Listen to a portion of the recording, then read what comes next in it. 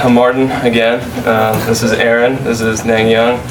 And this semester we also worked on an infographic for Richard Atkins in the city of Phoenix. And this infographic was titled Urban Tree Planting Benefits Outweigh Costs to Phoenix.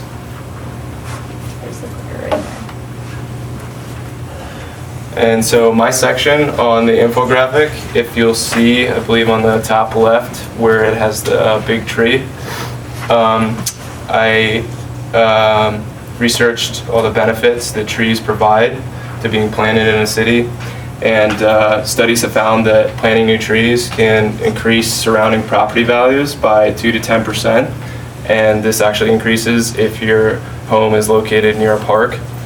And trees can also, through their evaporative cooling effect, can help to reduce the urban heat island, thereby lowering nighttime temperatures and other, and they can also reduce heat stress related fatalities. And through their stormwater retention, trees can actually absorb rainfall, and this increases the ability of soil to store water. And when trees are planted near buildings and homes, they can actually help to cool down buildings, and this will help you reduce your air conditioning needs, thereby lowering energy costs. And researchers have actually just recently confirmed that green spaces can help to lessen brain fatigue. And so if you're in a green space, this will actually improve your mental concentration. And trees help to improve city air quality by intercepting particulate matter and absorbing gases, pollutants. So what is BVOC? BVOC stands for biogenic volatile organic compound. It's emitted by trees, by plants. They help plants to better survive stress from the environment. So, but BVOC may bring problem to city because the existence of BVOC will react with nitric oxides, which is mainly emitted from cars, and form ground level ozone, which is harmful for health and also will create a temporal temperature increase in urban area. And plus, we already have a lot of heat island effects, so that is not a good news. So. So when there is high traffic, when we're in high traffic areas, the limitation of forming the ground level ozone will be BVOC, because we already have more than enough nitric oxide in the air. So the BVOC concentration is going to be the limitation.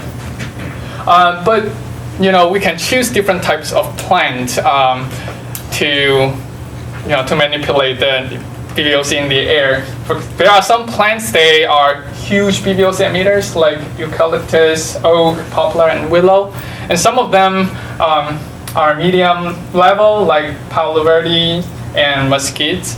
And some of the plants, they have really low emission, which, for example, like pine, ash, jacaranda, and such. So one fact we need to keep in mind is we need to be aware of is BVOC actually will form ozone with nitric oxide. So when there's presence of BVOC, more BVOC will create more ground level ozone, which would create an increase, temporarily increase temperature in the urban area. And the increase of temperature would result in a stress condition for plants in the urban area. So this is like a vicious cycle, but we can choose the plants with low BVOC emission, so then we can reduce the amount of ozone and reduce the temperature in the city. And so we also compared a few other major cities in the country and did some research on their tree planting and how it helped them with factors like poor air quality and ground level ozone. And so New York was struggling with poor air quality due to harmful carbon emissions from vehicles, obviously, and power plants. And they increased their forest by 20%. And by doing that, they drastically cut down on harmful air pollutants and saved overall $220,000. And LA at one point only had 21% tree canopy coverage, while the national average is at 27%. And after they started planting more trees, they saw incremental improvements in mental health and increased consumer spending in the newly tree-filled commercial areas. And Philadelphia had lost numerous trees to development and sprawl, and this caused serious effects to their ground level ozone. And so the Philadelphia Horticultural Society will restore lost canopy coverage by adding about 30% more trees. So I'm going to talk about that trees can be trusted. We gathered research from the City of Phoenix Tree and Shade Master Plan and the Phoenix Community Forest Assessment on their desert canopy webpage. So a lot of the same number figures that they have in their infographic, we've included in a small part of ours as well.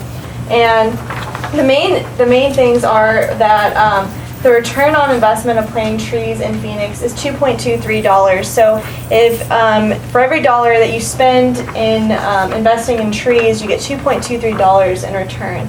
And then the annual combined functional benefits are $40.25 million. So that includes things kind of like listed here under each year. So things like air pollution intercepted, carbon sequestered and stored, storm runoff avoided, oxygen produced, energy efficiencies, just to name a few. And then in addition, it's even more to cost to replace the Phoenix urban forest. It's $3.842 billion. So that's a really large amount of money. And I think that trees are something that we really take for granted, and that provides so many benefits that are necessary to life and our everyday activities. And a lot of these activities are listed here. I'm not going to go through all the numbers. You guys can read them, and they're also included in the infographic as well.